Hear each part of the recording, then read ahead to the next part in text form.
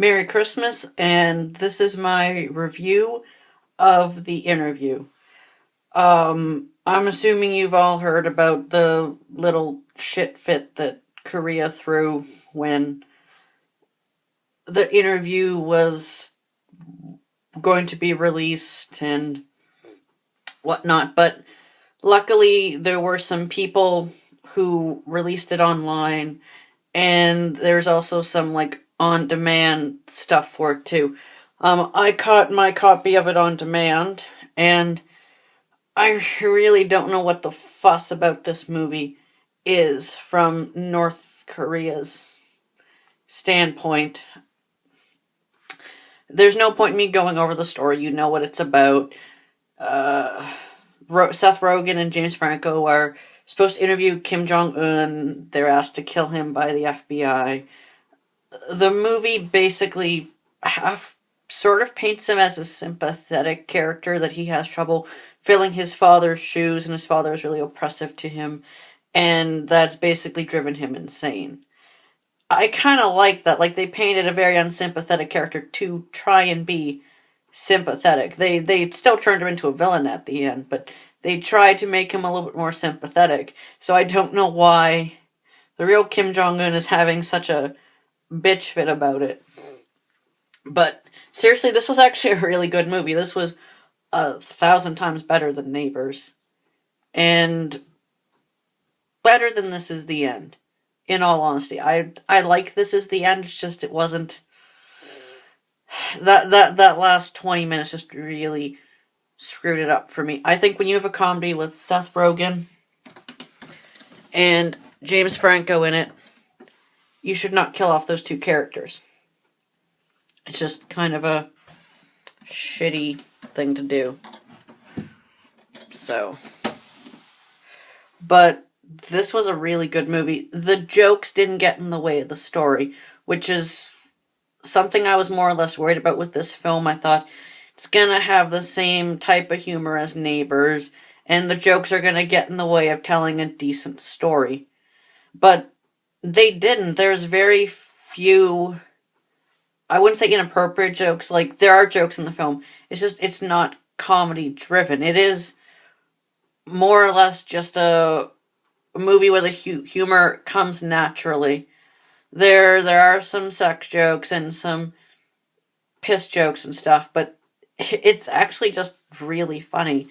And the first half of it, there's a lot of celebrity cameos. Like, the opening scene is Eminem on the Skylark show, talking about how he's been planning gay lyrics in his music, as him outing himself. And then the next scene is Rob Lowe on the Interview show, and there's some news people cameos thrown in there and stuff. A lot of interesting cameos at the start, and then once they get to Korea, it turns into a spy movie halfway through, and that's why I like these movies. That's why I liked This Is the End, and this film. Neighbors didn't really count, even though it was by the same people. Pineapple Express sort of counts because it's a comedy, but then it becomes a buddy comedy.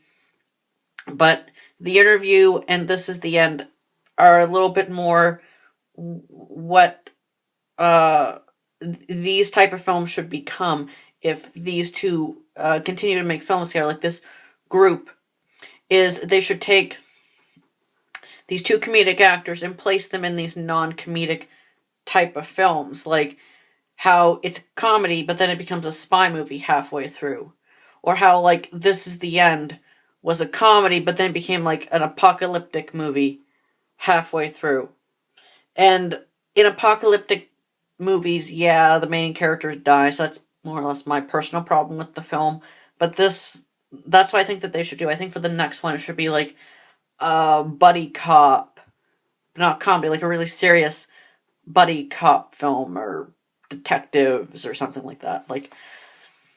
But no, this was a really, really good movie. There's a female character who is working with Kim Jong-un, but then she helps out Seth Rogen in them, and that's, from what I saw in the trailers, that's not what I expected. I thought that she would be his bodyguard and be trying to foil them every attempt, but she defected and started to help them at the end.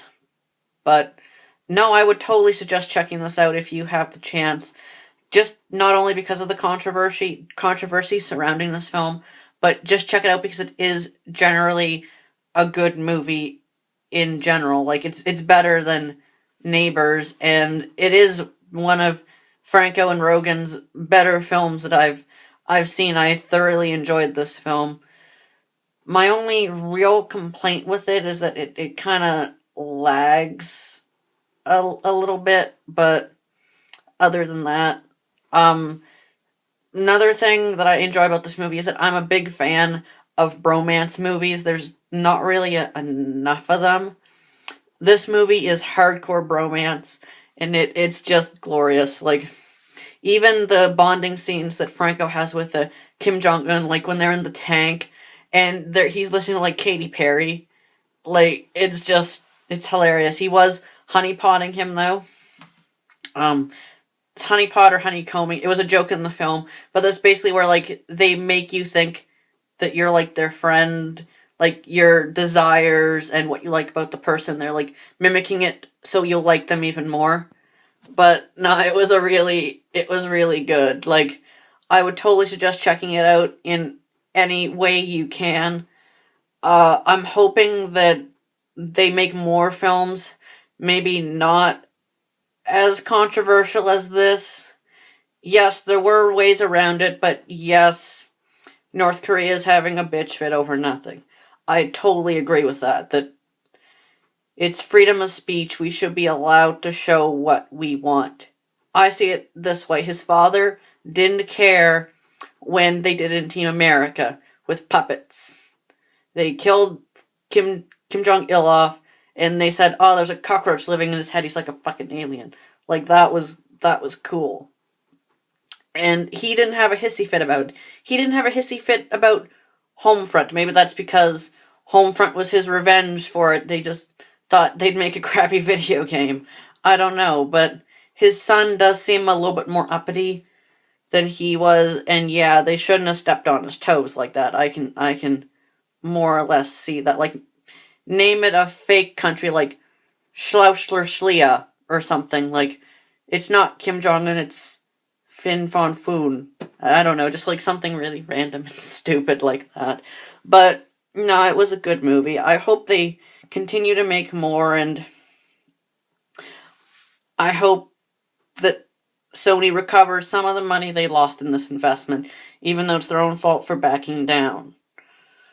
But I'm going to upload this video, and I'm going to try to do another review within the next few weeks. See you guys later.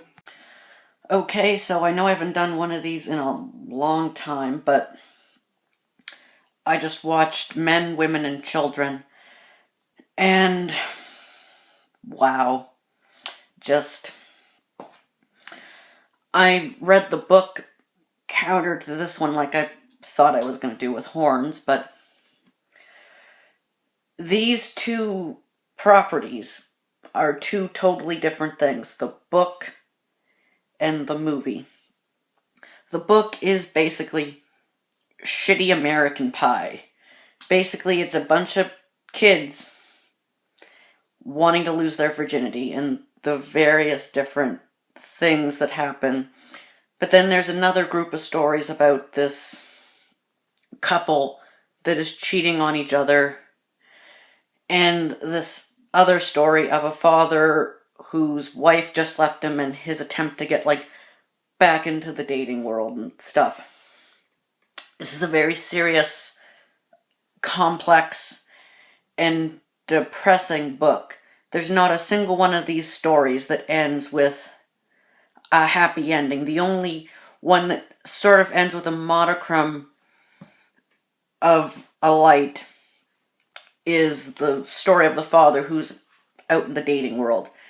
At the end of his story, he gets with the girl he's been dating. They have sex at the end. He uses Viagra because he thinks he's not good enough in bed. I don't know, it just because he impresses her, and then he's going to use it again from now on. And the closing paragraph of that story is he looks up to see if Viagra addiction is a thing. It's not a physical addiction, but it can be a mental one. That's basically the tone of the entire book, is that things are shit. The other story that kind of ends happily is of a football player and his girlfriend, and at the end of the book, they have sex after the football team loses championships. But it also ends on such a sad note, is because the only reason they're having sex is because his girlfriend wants it so badly because another person lied about losing their virginity. And when they have sex, it's just so emotionless and cold. So Ivan Reitman, the guy that did Young Adult, or Jason Reitman, one of the Reitmans, the younger one, the one that did Juno, Young Adult, Up in the Air, decided to turn this book into a movie. Now, my main problem, besides the stuff that's lost in translation, is Men, Women, and Children is such a difficult book to turn into a movie because of its subject matter. The fact that it's dealing with such young characters in such mature and adult situations. And a lot of the stuff that it talks about is internal or executed via technology. The movie does a fairly decent job of showing the technology part, but it has to do the internal dialogue via extra scenes or narrator. In the movie, the narrator's Emma Thompson. That's one thing that really threw me off about this, was every now and then there'd be the narrator going, the reason why Don was in his son's room was so he could masturbate, because the computer wasn't working properly in his room. And it's really distracting, because a movie's job is to show, not tell. A wise person once told me that. In this movie, it has a lot of showing, but not a lot of telling.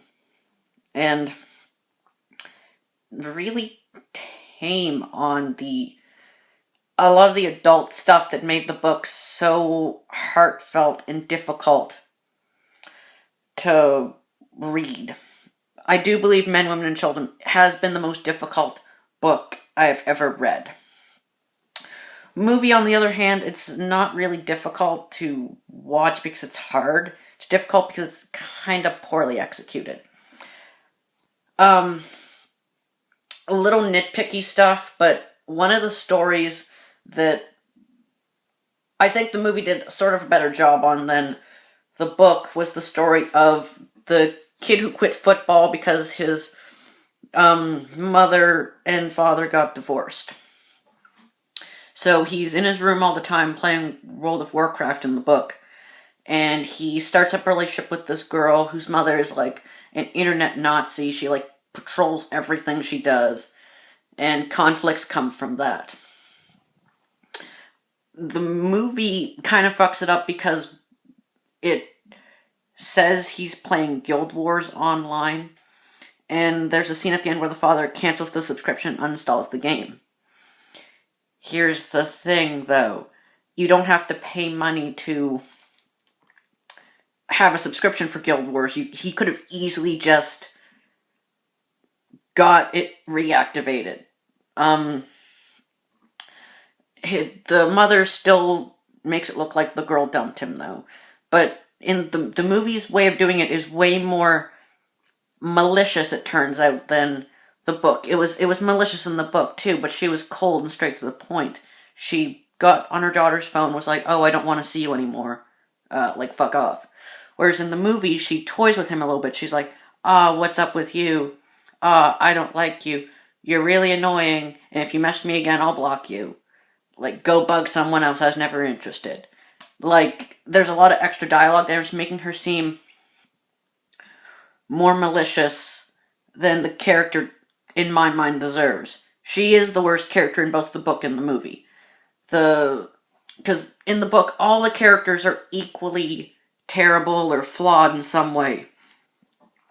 From the kid who can only get off by watching, like, depraved acts of sex, or the girl who's bulimic because some guy she wanted to fuck made fun of her, and how the last half of the book is just her begging for his admiration. My other main problem with the movie is the last 20 minutes, he went completely off book and decided to toss in these little epilogues that in some cases help the stories and in other cases severely hurt the stories. I believe what made the book so good was the fact that nothing was resolved peacefully. Nothing was like, things are going to be perfect and great from now on. Because that's not really how life works out. Life is one crushing defeat after the other, and you have to just get used to the facts that, yeah, this kind of sucked, but there was still some good in it. Whereas the movie it added a bright silver lining in everything and made everything okay at the end, and that really bothered me. Yes, I would have liked if the book had a little epilogue saying, like, he didn't die from suicide. He survived, and he talked to the girl, and they were fine for now. Something like that. Yes, that was a cool thing the movie did.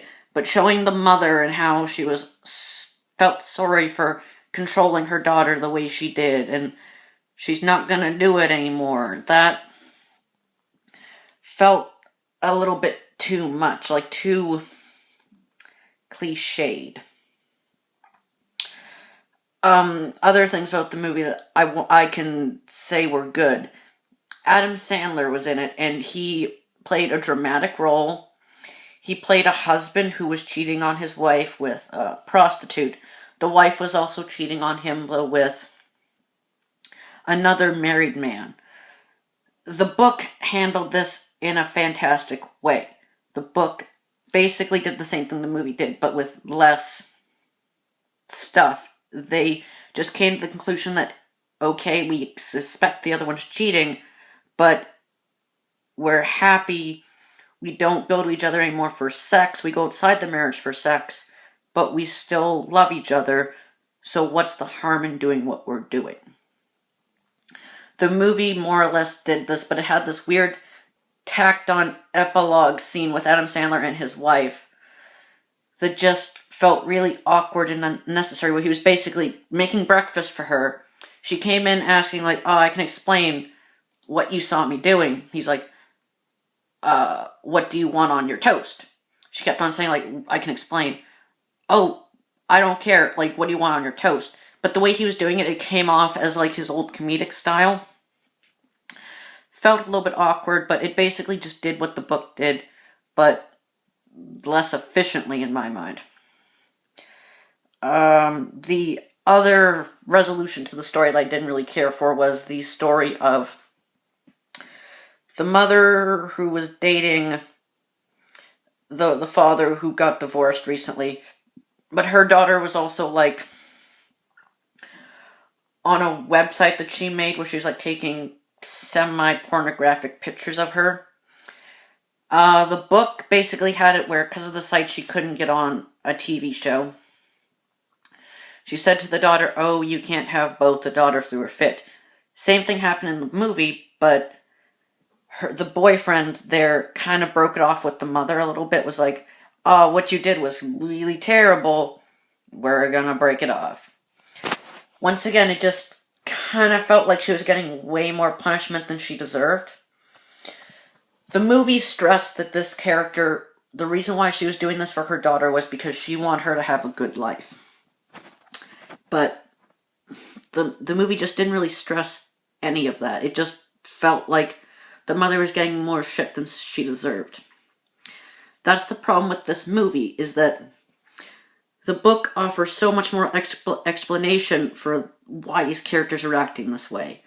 Like, the couple that are married that don't have sex with each other. It explains that it's for really shallow, stupid reasons. And you hate the characters even more for that. Whereas this, it just comes off as another cliche couple that don't get along storyline. And when one of the characters attempts to kill himself because nothing in his life matters, it felt more driven in the book. Like, his parents had split up, he wasn't playing football, his dad was giving him a hard time about him playing video games, canceled his video game subscription to World of Warcraft in the book, and he thought his girlfriend broke up with him, when it was actually just the mother. That made more sense, whereas this one's like, oh, the girl doesn't want to talk to you, and your dad canceled a subscription for a game you could easily get back. I'm just gonna kill myself. It didn't feel driven enough. It just felt really stupid in this.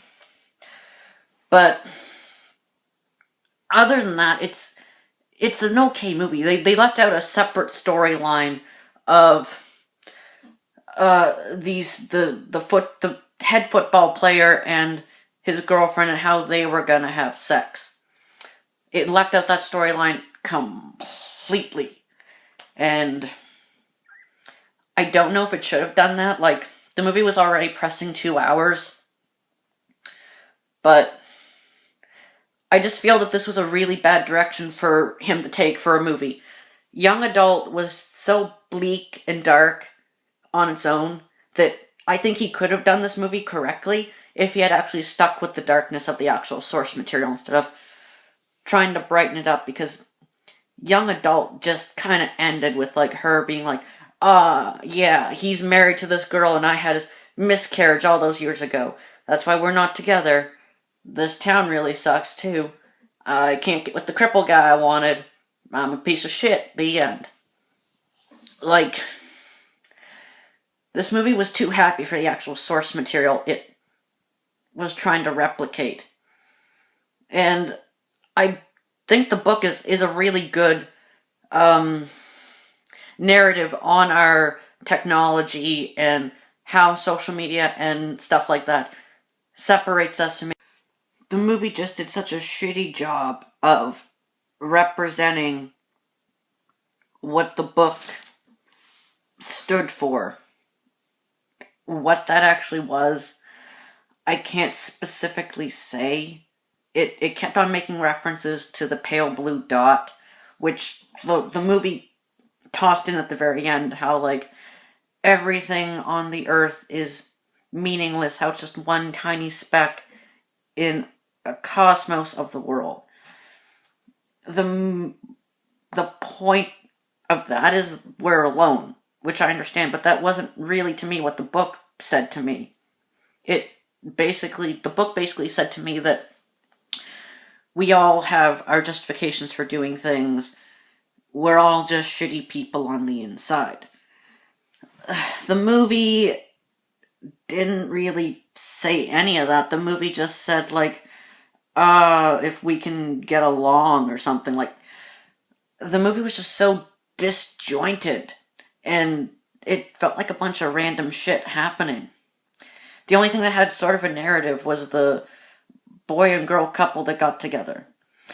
And that was tacked on. Like, the actual ending of that was tacked on. So, I don't know. Would I suggest watching it? Yeah, I'd watch it, but don't read the book. If you can't, don't read the book at all. The book wrecks the movie by all means. Closing thoughts. Adam Sandler delivers a terrific dramatic performance, which is good. I'm hoping he can pull it off in The Cobbler, but it seems like it's just more of Adam Sandler's shenanigans. I'm not 100% sure. The supporting cast was great. You saw the guy who played Walter White's brother, the Detective Schroeder. You saw him in there as Tim's father. The guy from Fault in Our Stars was in it as Tim. Kitty from Arrested Development was in it. There's a lot of good actors and actresses in it, and yeah, I suggest checking it out if you haven't read the book. If you've read the book, you're gonna be disappointed. Probably. I don't know, if you read the book and was like, oh, this is a depressing piece of shit, they should totally take this and make it happy and not show anything from it, then you're gonna like the movie, I guess. But other than that, I don't know. It was a decent movie. It was just disappointing after I've read the book. So that's been another episode of First Impressions. I will see you again later.